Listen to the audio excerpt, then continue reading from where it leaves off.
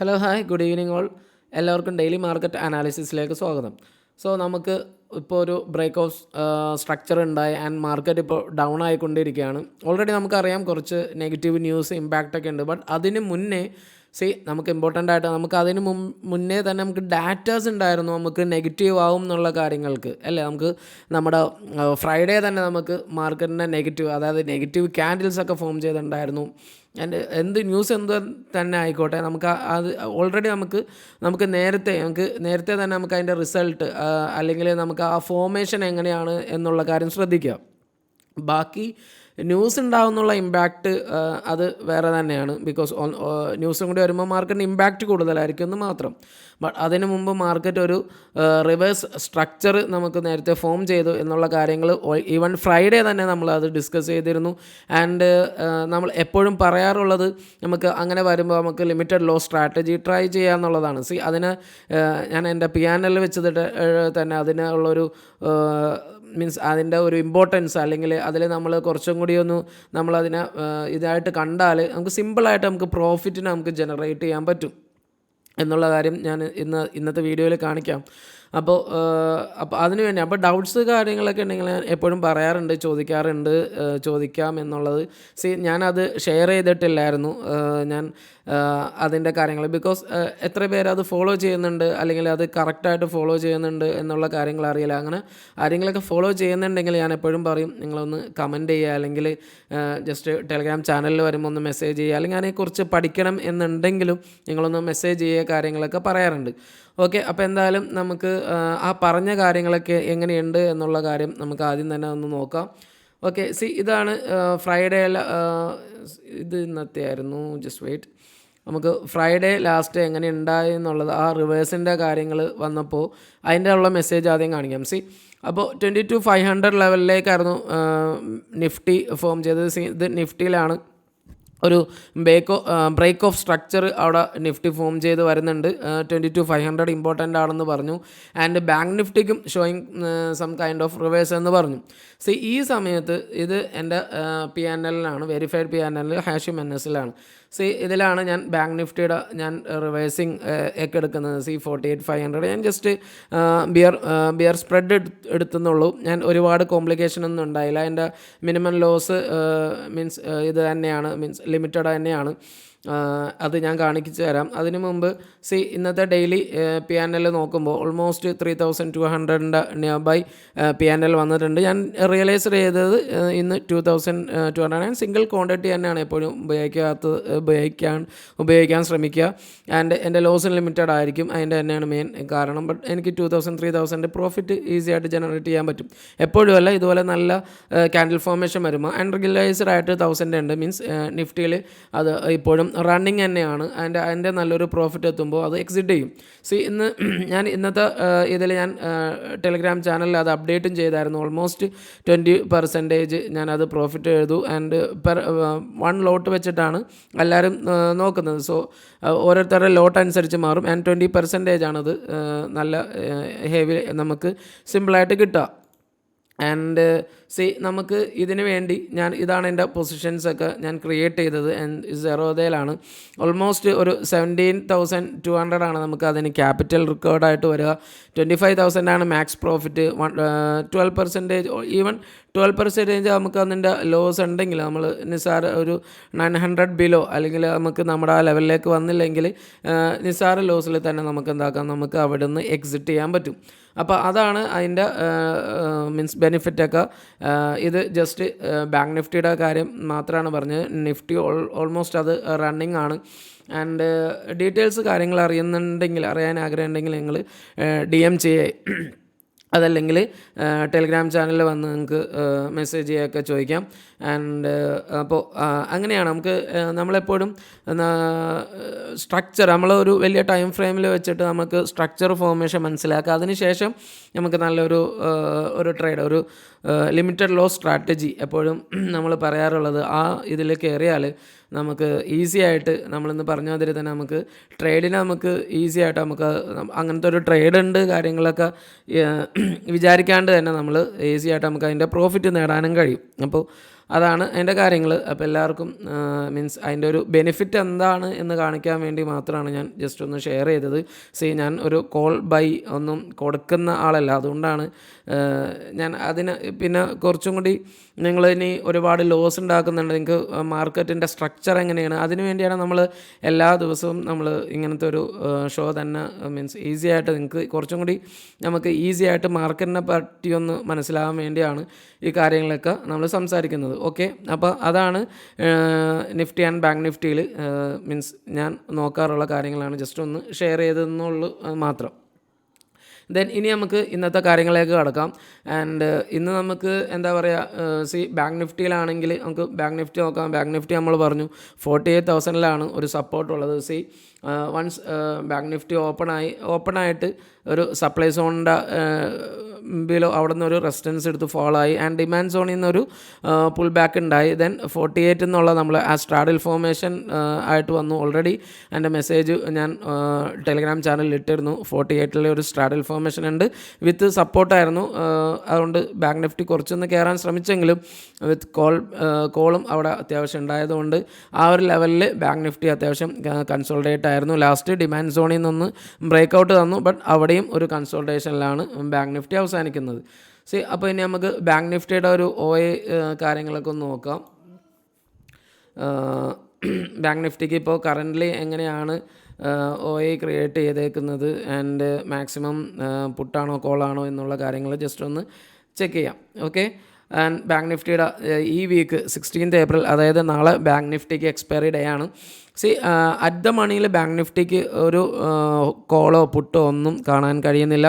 ചെറിയ ഒരു 48,000 ഇപ്പോഴും പുട്ട് റൈറ്റിംഗ് ഉണ്ട് ആൻഡ് അവിടെ തന്നെ നമുക്ക് കോൾ റൈറ്റിങ്ങും നല്ല ഹ്യൂജായിട്ട് കാണാം. അപ്പോൾ അവിടെ റെസിസ്റ്റൻസ് ഫീൽ ചെയ്യാൻ ചാൻസ് ഉണ്ട്.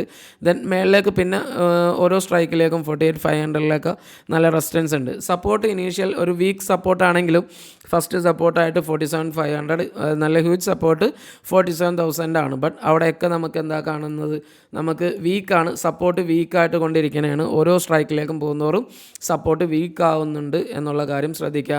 ആൻഡ് അതോടൊപ്പം തന്നെ PCR 0.64 ആണ്. ആൻഡ് PCR എന്താ പറയുക, നമുക്ക് ബിലോ അല്ല, 0.5 അല്ല, 0.5 ആണ് നമുക്ക് PCR-ൻ്റെ ഒരു PCR നമുക്ക് ഏറ്റവും ലോ ആയി കാണുള്ളൂ. അവിടെ നിന്ന് 0.5 ഒക്കെ വന്നാൽ ഒരു റിവേഴ്സ് പ്രതീക്ഷിക്കാം. ബട്ട് 0.64 ഉള്ളതുകൊണ്ട് റിവേഴ്സ് പ്രതീക്ഷിക്കാൻ പാടില്ല എന്നല്ല, ബട്ട് നമുക്ക് ആ റേഞ്ച് കുറച്ച് വീക്ക്നെസ് ആയിട്ട് തന്നെ തുടരാനുള്ള ചാൻസാണ് അധികവും.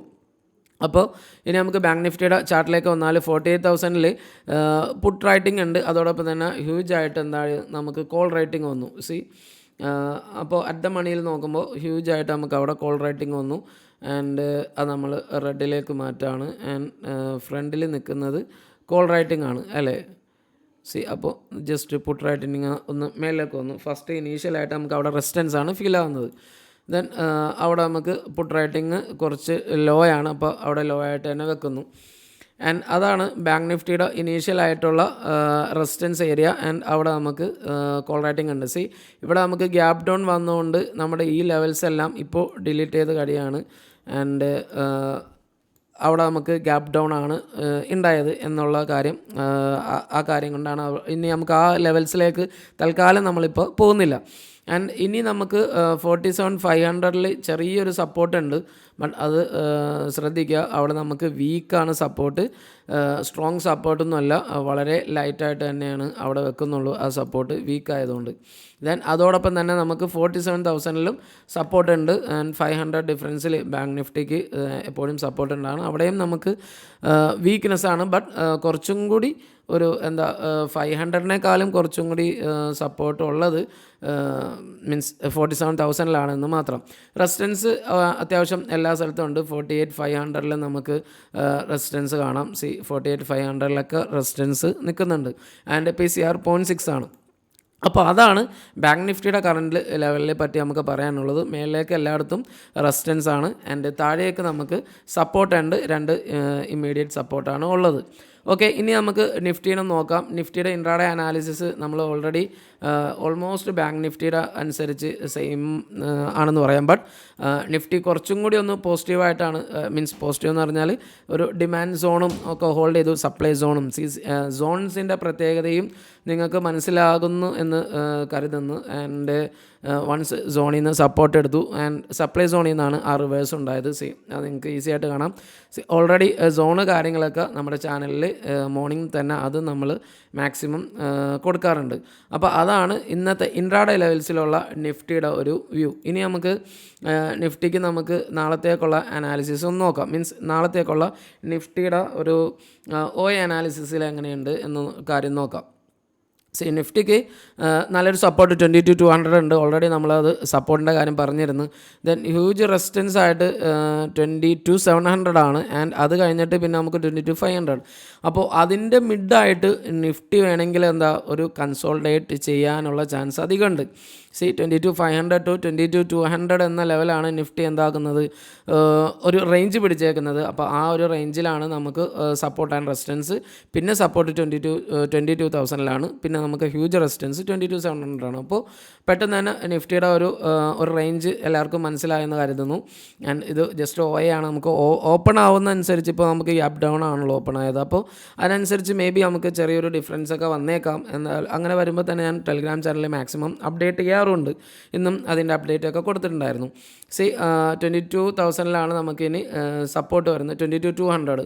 അപ്പോൾ 22,200 നമുക്ക് ഓൾറെഡി നമ്മളവിടെ സപ്പോർട്ട് സോണാക്കി വെച്ചിട്ടുണ്ട്. 22,300 എന്ന് മാറി 22,200 ആയി. ഇവിടെ നമുക്ക് കാണാം അതിൻ്റെ സപ്പോർട്ട് കാണാം. ദെൻ ഇനി നമുക്ക് 22,000 ഒരു സപ്പോർട്ട് ഉണ്ട്. അപ്പോൾ ആ സപ്പോർട്ട് അവിടെ വെക്കുന്നു. ദെൻ ഇനി നമ്മുടെ റെസിസ്റ്റൻസ് എന്ന് പറയുന്നത് ഇനീഷ്യൽ റെസിസ്റ്റൻസ് 22,500 ആണ്. അത് നമ്മൾ ഓൾറെഡി അത് സ്ട്രാഡിൽ ഫോർമേഷൻ ആയിരിക്കും എന്ന് പറഞ്ഞ സ്ഥലമാണ്. അവിടെ നമുക്ക് ചെറുതായിട്ട് ഒരു ഫോൾ വന്നതുകൊണ്ട് നമുക്ക് അവിടെ ഇപ്പോൾ റെസിസ്റ്റൻസ് ഏരിയ ആയി. അവിടെ നിന്ന് നമുക്ക് അൺവൈൻഡായി പുട്ട് അൺവൈൻഡായി എന്ന് പറയാം. ദെൻ ലാർജ് റെസിസ്റ്റൻസ് ആയിട്ട് വെക്കുന്നത് 22,700 ആണ്. 22,600 റെസിസ്റ്റൻസ് ഉണ്ട് ഓഫ് കോഴ്സ്. ബട്ട് അവിടെ അത്രയും ഒരു 22,500ൻ്റെയും 22,700ൻ്റെ അത്ര ഇല്ലാത്തതുകൊണ്ട് നമ്മൾ ആ ലെവലിന് നമ്മൾ തൽക്കാലം ഒന്ന് നിൽക്കുകയാണ്. ബട്ട് അവിടെ റെസിസ്റ്റൻസ് ആണ് എന്നുള്ള കാര്യങ്ങൾ ബിക്കോസ് അതിൻ്റെ മേളിലേക്ക് എല്ലാം റെസിസ്റ്റൻസ് ആണെന്ന് അറിയാവുന്ന കാര്യമുള്ളൂ.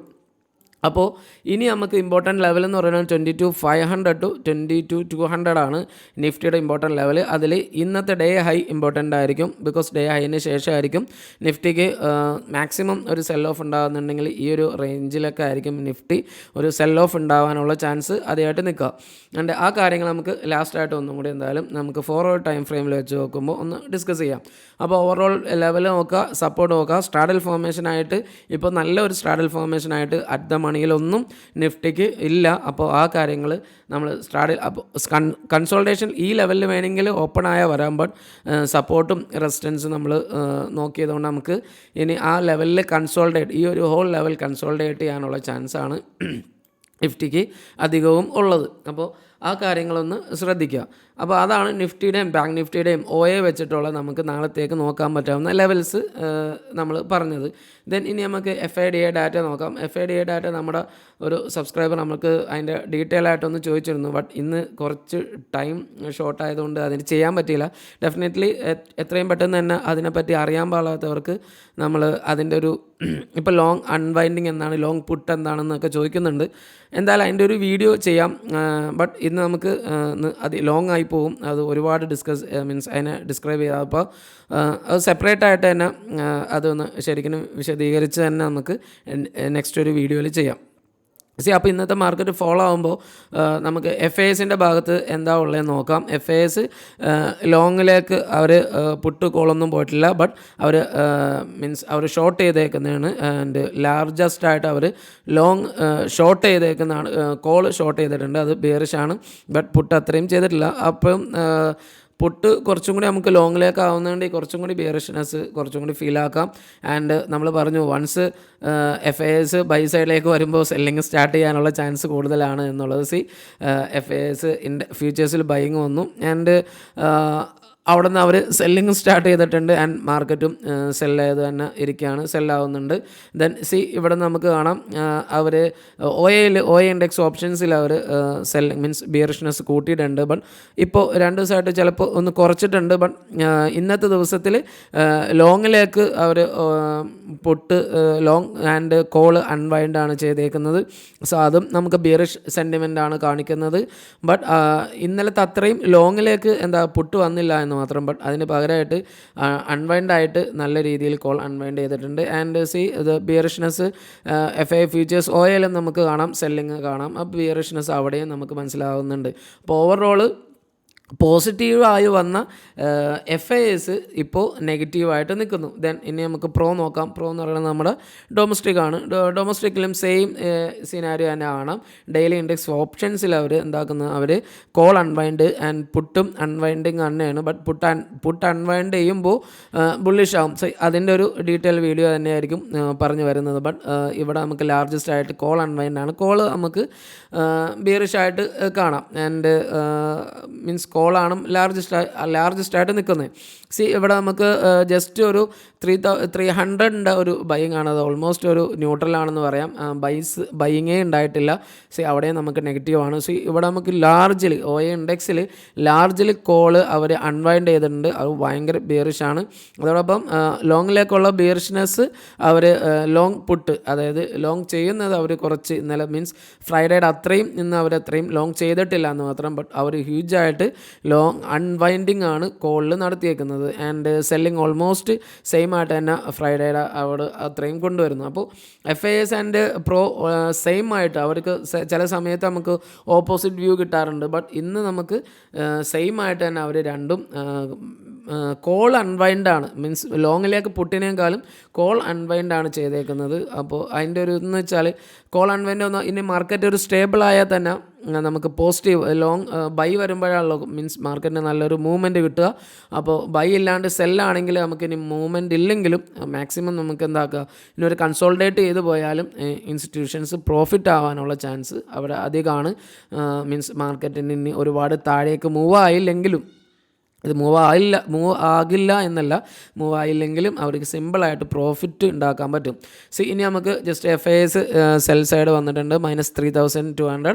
But DIs പോസിറ്റീവായിട്ടാണ്. ബിക്കോസ് നമുക്ക് കുറച്ചൊന്ന് ഡിമാൻഡ് സോണിലൊക്കെ ഒരു സപ്പോർട്ട് നമുക്ക് ഏരിയയിൽ കിട്ടുകയും ചെയ്തു. 4700 മീൻസ് ഒരു ബൈയിങ് DISൻ്റെ ഭാഗത്ത് നിന്ന് ഉണ്ടായിട്ടുണ്ട്. അപ്പോൾ അതാണ് FI DI ഡാറ്റ വെച്ചിട്ട് നമുക്ക് പറയാനുള്ളത്. ഇനി നമുക്ക് 4 hour ടൈം ഫ്രെയിമിൽ വെച്ചിട്ട് നമുക്ക് ഒന്ന് ലാസ്റ്റായിട്ട് ക്വിക്കായിട്ട് തന്നെ നമുക്ക് 4 hour ടൈം ഫ്രെയിമിൽ എന്തുകൊണ്ടാണ് ആ ഒരു കാര്യങ്ങളൊക്കെ പറഞ്ഞ് നോക്കാം. ഇവിടെ നമുക്ക് കാണാം ഒരു ബിയറിഷ് സെൻറ്റിമെൻറ്റ് ഇവിടെ തന്നെ നമുക്ക് തുടങ്ങുന്നു എന്നുള്ളത് ലാസ്റ്റ് ഓൾറെഡി ഞാൻ വീഡിയോയുടെ ഫസ്റ്റ് തന്നെ എല്ലാ കാര്യങ്ങളും കാണിച്ചു. ഇവിടെ നമുക്കൊരു ബ്രേക്ക് ഓഫ് സ്ട്രക്ചർ ഇവിടെ 22,500 ആണ് പറഞ്ഞത്. ഇവിടെ നമുക്ക് ഓൾമോസ്റ്റ് അവിടെ ക്ലോസിങ് വന്നു. അപ്പോൾ അവിടെ തന്നെ നമുക്ക് എന്തായി, നമുക്ക് മാർക്കറ്റിൻ്റെ ഒരു സെൻറ്റിമെൻറ്റ് അവിടെ തന്നെ മാറാൻ തുടങ്ങിയിട്ടുണ്ട്. അപ്പോൾ ഇന്ന് നമുക്ക് എന്തായി, ഇവിടെ നമുക്കൊരു ഡോജി പോലെ വന്നു, ഫോളോ അപ്പായിട്ട് ഒരു നെഗറ്റീവ് ക്യാൻഡിൽ വന്നു. അപ്പോൾ ഇനി നമുക്ക് ഈ ഒരു ഏരിയയിൽ വരുമ്പോൾ ഡെഫിനറ്റ്ലി മാർക്കറ്റിന് ഒരു സെല്ലിംഗ് പ്രഷർ ഉണ്ടാവും. 22,200 ആണ് ഇപ്പോൾ നല്ലൊരു സപ്പോർട്ടായിട്ട് നിൽക്കുന്നത്. ബട്ട് ഈ ഒരു സപ്പോർട്ടും നമുക്ക് ബ്രേക്ക് ചെയ്ത് കഴിഞ്ഞാൽ ഇനിയും നമുക്ക് ഫോൾ ഉണ്ടാവാനുള്ള ചാൻസ് അധികമാണ്. അപ്പോൾ ആ കാര്യങ്ങളൊന്ന് ശ്രദ്ധിക്കുക. ദെൻ ഇനി നമ്മൾ ഒരു കാര്യം പറഞ്ഞു, നമുക്ക് എപ്പോഴാണ് ഇനി മാർക്കറ്റ് ഒന്ന് റിവേഴ്സ് ആവുക എന്നുള്ള കാര്യം നമ്മൾ നേരത്തെ ഒന്ന് പറഞ്ഞായിരുന്നു. മീൻസ് റിവേഴ്സ് എപ്പോഴാണ് നമുക്കൊരു ഡിസ്കൗണ്ട് പ്രീമിയം കിട്ടുക എന്നുള്ളത്. അപ്പോൾ നമ്മൾ ഓൾമോസ്റ്റ് നമ്മൾ ഈ ഒരു ലെവലിൽ നിന്ന്, അതായത് ലാസ്റ്റ് ബൈയിങ് ലെവൽ വന്നതിൽ നിന്ന് നമ്മളൊന്ന് നോക്കുമ്പോൾ നമുക്ക് ഏകദേശം ഒരു 22,300 ബിലോ. ഈ ഏരിയയൊക്കെ നമുക്ക് പ്രീമിയം, അതായത് ഡിസ്കൗണ്ട് ഏരിയ ആണ്. ഇനി വരുന്നതൊക്കെ ഡിസ്കൗണ്ട് ഏരിയ ആയിട്ടാണ് വരുന്നത്. അപ്പോൾ ഇവിടെ വെച്ച് നമുക്ക് ഇനി നല്ലൊരു candle formation, reverse candle formation എങ്ങനെ വരുന്നു എന്നതിന് ശേഷം മാത്രമായിരിക്കും നമുക്ക് ഇനി എന്താണ് ബാങ്ക് നിഫ്റ്റിയിലാണെങ്കിലും ഇത് നിഫ്റ്റിയാണ്, നിഫ്റ്റിയിലാണെങ്കിലും നമുക്ക് ഇനി ഒരു റിവേഴ്സ് പറയാൻ പറ്റുള്ളൂ. അപ്പോൾ 22,300 ബിലോ ഡെഫിനറ്റ്ലി മാർക്കറ്റ് ഒരു ഇനി നമുക്കൊരു പ്രീമിയം, അതായത് ഡിസ്കൗണ്ട് പ്രീമിയമാണ്. നമുക്ക് ഇവിടെ നിന്ന് മാർക്കറ്റ് റിവേഴ്സ് ആവാനുള്ള ചാൻസ് കാര്യങ്ങളാണ്. ബട്ട് അതിനുള്ള ക്യാൻഡിൽ ഫോർമേഷൻ വന്നവരെയും വെയിറ്റ് ചെയ്യുക. അപ്പോൾ അത്രയും നാൾ വേണമെങ്കിൽ ഇവിടെയൊക്കെ നമുക്കൊരു ഹൈ ക്രിയേറ്റ് ചെയ്താൽ ഒരു സെൽ ഓഫ് ഉണ്ടാവാനുള്ള ചാൻസ് ആയിരിക്കും അധികം. അപ്പോൾ അതാണ് നിഫ്റ്റിയുടെ ഒരു 4 hour ടൈം ഫ്രെയിമിൽ നമുക്ക് പറയാനുള്ളത്. ദെൻ ഇനി നമുക്ക് ബാങ്ക് നിഫ്റ്റീനെ നോക്കാം. ബാങ്ക് നിഫ്റ്റിക്കും നമുക്ക് ആ level of means break of structure അവിടെ ഫോം ചെയ്ത് വന്നു. ബട്ട് ബാങ്ക് നിഫ്റ്റി കുറച്ചും കൂടി ഒരു എന്താ പറയുക, കുറച്ചും കൂടി ഒരു ഇച്ചിരിയും കൂടി ശ്രദ്ധിക്കേണ്ട കാര്യമുണ്ട്. 48,500 ബ്രേക്ക് ലാസ്റ്റ് മിനിറ്റാണ് അത് ബ്രേക്ക് ചെയ്തത്.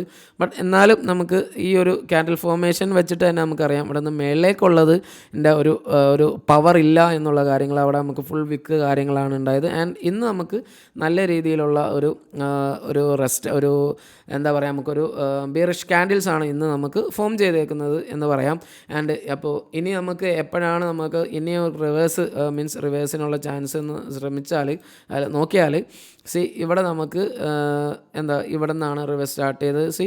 ബാങ്ക് നിഫ്റ്റിക്ക് ഇനിയും കുറച്ചും കൂടി ഉണ്ട്. 47,500 അടിയിൽ വന്നാലാണ് നമുക്ക് ഇനി ഒരു ഡിസ്കൗണ്ട് പ്രീമിയത്തിലേക്ക് ബാങ്ക് നിഫ്റ്റിക്ക് ഒന്ന് പോകാൻ പറ്റുള്ളൂ. അപ്പോൾ ബാങ്ക് നിഫ്റ്റീനെ ശ്രദ്ധിക്കുക. ബാങ്ക് നിഫ്റ്റിക്ക് ഈ ഒരു ലെവലൊക്കെ ഈ ഒരു ലെവലാണ് ബാങ്ക് നിഫ്റ്റി ഒരു സിംഗ് ഹൈ ബ്രേക്ക് ചെയ്ത് പോയ ലെവൽ. ആൻഡ് ഈ ഒരു ലെവലിൽ നിന്ന് ബാങ്ക് നിഫ്റ്റി പോയാൽ ഇവിടെ നിന്ന് സെൽ ഓഫ് ഉണ്ടാവാനുള്ള ചാൻസ് ഉണ്ട്. ആൻഡ് അപ്പോൾ ആ ഡേ ഹൈ നിങ്ങൾ ശ്രദ്ധിക്കുക.